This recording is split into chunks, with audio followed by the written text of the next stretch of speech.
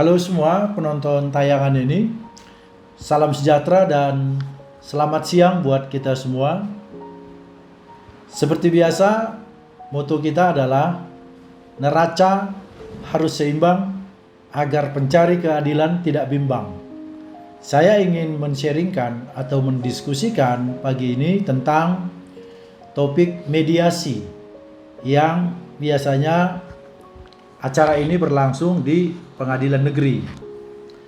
Kita tahu semua kalau kita mengajukan gugatan perdata biasa, maka gugatan ini tidak seperti yang kemarin saya sampaikan, gugatan sederhana. Nah, kemarin saya sampaikan gugatan sederhana itu dari katanya saja sederhana, berarti pemeriksaannya sederhana, proses penyelesaiannya pun sederhana. Jadi berbeda sekali dengan gugatan perdata biasa. Nah, di dalam gugatan perkara perdata biasa, ketika gugatan telah didaftarkan, maka pengadilan memanggil para pihak yang bersengketa, baik penggugat maupun tergugat. Lalu kemudian berdasarkan panggilan itu, tentu pihak-pihak yang berperkara itu akan datang. Nah, kalau tidak datang biasanya ada panggilan lagi. Dia dikirimkan lewat alamat yang dituju, sebagaimana yang tertera di dalam surat gugatan. Setelah nanti para pihak lengkap, maka majelis hakim yang memeriksa perkara ini wajib menunjuk satu hakim mediasi sebagai mediator dalam perkara yang akan diperiksa tersebut. Nah, dalam kaitan inilah kami ingin sharing, kami ingin diskusi berdasarkan pengalaman yang kami jalani selama menjalani dan mengalami praktek di peradilan.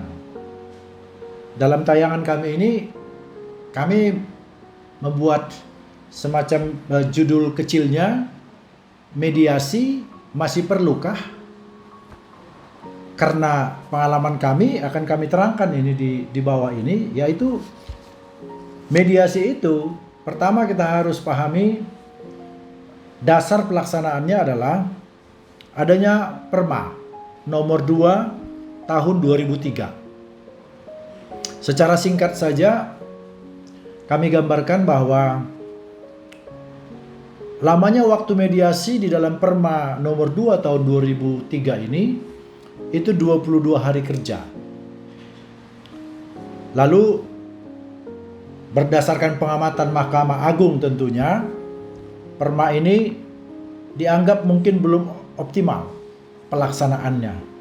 Maka Perma 2 2003 itu diperbaharui menjadi Perma nomor 1 tahun 2008. Nah, kami mengambil poin pentingnya di sini tentang jangka waktunya saja. Jadi, di dalam Perma nomor 1 tahun 2008, jangka waktunya itu jadi ditambah menjadi 54 hari. Lalu kemudian yang terakhir, keluar lagi Perma yang terbaru, yaitu Perma nomor 1 tahun 2016. Di dalam Perma ini jangka waktunya itu menjadi bertambah lagi menjadi 2 bulan. Apa yang mau kami katakan? Dari pengalaman kami menangani perkara, terus terang saja mungkin ratusan perkara perdata yang sudah kami kerjakan, yang sudah kami tangani, tidak satu pun yang berhasil dengan mediasi. Karena kadang-kadang dalam perjalanannya ada kesulitan-kesulitan, misalnya pada waktu tanggal mediasi yang telah ditentukan, bisa saja salah satu pihak tidak hadir. Apakah itu tergugat atau kuasanya? Apakah itu penggugat atau kuasanya? Meskipun memang di dalam Perma itu dikatakan bahwa di dalam mediasi yang paling diutamakan hadir itu adalah prinsipal. Maksudnya penggugat dan tergugat. Tapi seperti yang kami sampaikan tadi, kadang-kadang penggugat dan tergugat itu punya kesibukan mungkin, sehingga mereka lupa atau tidak berkenan datang untuk persidangan yang telah ditentukan, untuk pertemuan yang telah ditentukan, sehingga terpaksa harus dipanggil ulang. Lalu kemudian yang menurut kami menjadi kendala adalah hakim yang memeriksa atau hakim yang menjadi mediator dalam perkara mediasi ini kadang-kadang dengan beban kerja mungkin yang lumayan banyak, kadang-kadang kita sulit juga menjumpainya karena mungkin sedang bersidang dalam majelis-majelis yang lain, atau mungkin karena keletihan, sehingga kadang-kadang kami lihat hakim mediator tinggal melihat baik dari sisi penggugat in person maupun tergugat. Kadang-kadang dia hanya bertanya, apakah mungkin masih bisa berdamai? Yang oleh para pihak yang mana sebelum gugatan ini masuk, mungkin saja sudah ada juga upaya-upaya yang dilakukan sebelum masuk, sebelum bergulir ke pengadilan. Nah, ketika pertanyaan hakim mediator muncul yang seperti itu, biasanya sontak atau langsung saja dijawab oleh para pihak bahwa tidak mungkin kami bisa berdamai. Atau kadang-kadang mediator menyatakan, coba buat konsep penggugat seperti apa terhadap gugatan ini, dan kemudian coba buat tertulis oleh tergugat seperti apa tanggapan dia terhadap gugatan ini. Lalu kemudian konsep-konsep tertulis itu yang dilihat lalu ditanyakan kembali kepada para pihak seperti yang kami utarakan tadi. Nah, ketika para pihak mungkin tidak adanya keseimbangan antara permintaan penggugat dan respon dari tergugat, maka kembali lagi tidak ada maknanya upaya perdamaian itu, dan hakim pun karena mungkin sibuk dengan pekerjaannya, maka hakim akan berkata, oke, kalau begitu kita nyatakan saja mediasi ini tidak tercapai. Padahal dalam mediasi itu, di dalam Perma nomor 1 tahun 2016, kita sudah menghabiskan waktu sampai 2 bulan. Itu sebabnya dalam komentar kami ini, dalam sharing kami ini, kami katakan, apakah mediasi itu layak dipertahankan?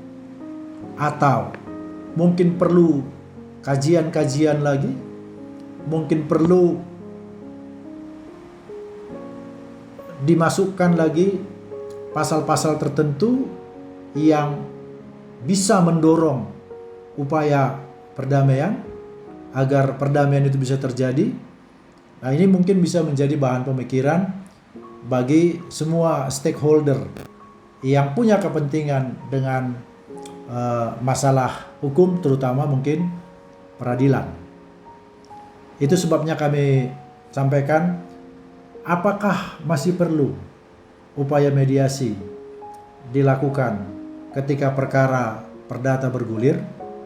Karena seingat kami, sepemahaman kami, dalam perkara perdata, upaya perdamaian itu selalu saja tetap terbuka dan tetap dimungkinkan untuk dilakukan perdamaian. Bahkan pengalaman kami pernah menangani satu perkara, berdamainya perkara itu bukan di tingkat mediasi, akan tetapi di tingkatan jawab-menjawab, di tingkatan penyerahan replik duplik. Karena memang kami waktu itu sebagai kuasa, pertama karena kami saling kenal. Jadi perkenalan kami sebagai lawyer dari pihak baik penggugat maupun tergugat, itu kami manfaatkan. Kami manfaatkan dalam artian untuk memberikan keuntungan bagi klien kami. Nah, di sana ada tawar-menawar. Apalagi kita sudah kenal dengan lawyer dari tergugat. Kebetulan waktu itu kami sebagai penggugat. Nah, di sana kami maksimalkan komunikasi kami sehingga perdamaian itu terjadi dan akhirnya kami membuatkan akta vandading, akta perdamaian di pengadilan negeri. Saya pikir upaya perdamaian tetap saja harus dilakukan sebagaimana yang telah diatur di dalam hukum acara perdata, dan tentu kita harapkan pihak pengacara juga bisa berupaya untuk bagaimana perkara ini bisa selesai di tingkat pengadilan, bahkan di tahapan upaya perdamaian.